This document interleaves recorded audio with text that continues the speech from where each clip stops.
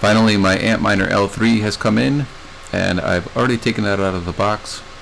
The only thing left in the box is this piece of paper, which is basically just instructions about how to set it up.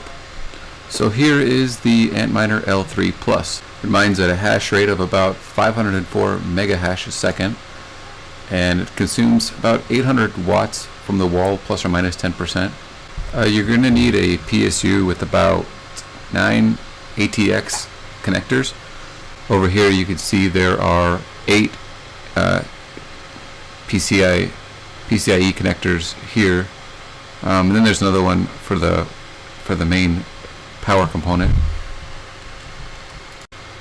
This Antminer L3 contains 4 hashing boards. Each is powered via 2 PCIe slots, and the control board is powered by 1 PCIe slot. The power consumption varies, temperature and hash boards, okay. Power consumption of approximately 1,000 watts. Well, the website says 800 and it says 1,000 here, so that's probably the variation. Before powering this machine, you should do a visual inspection. Got it. And then it just tells you about how to, let's see, particular attention to the following before powering this device. Each hash board has 2 PCIe ports, okay. Inspect the cables when powering up the device. When setting up the device, please leave considerable space between the power supplies and the miner. Got it. Yeah, and then you got to configure your IP address, which we'll get into that as well. And then the rest of this is all about RMA warranty stuff. So the power supply we'll be using is an APW3 TAC12 TAC1600 Bravo 2. As you can see, this PSU comes with plenty of ATX PCIe connectors, and we're just going to go ahead and skip through this part and connect all the connectors.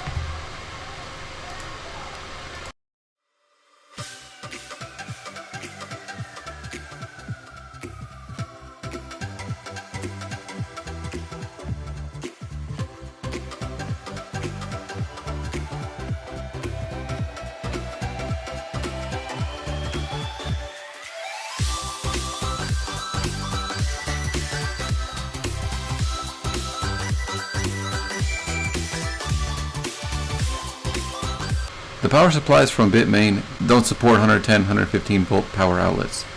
So, long story short, you need a transformer that'll convert from 115 to 220 output. That's what this transformer here is for. It's a step up down transformer up to 3000 watts capability.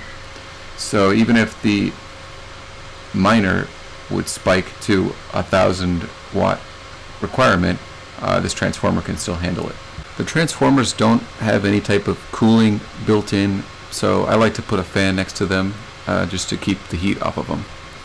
Alright, so I've got all my PCIe connectors in, I've got the transformer set up. All that's left to do is connect the Ethernet cable, which is right here. And lastly, I just turn on the transformer.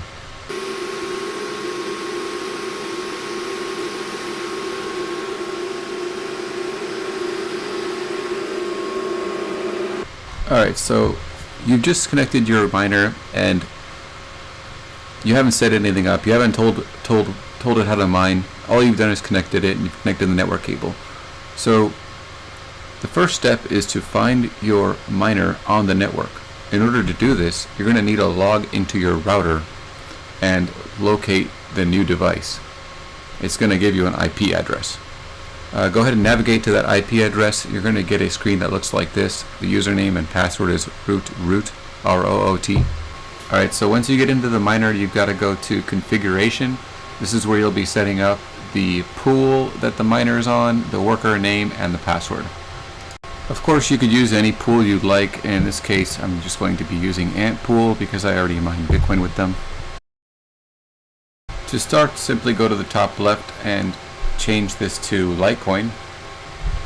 Before you can even add a new worker, you're going to have to create a sub account in the Litecoin pool, and in order to do this, you're going to have to go to settings first and add a sub account.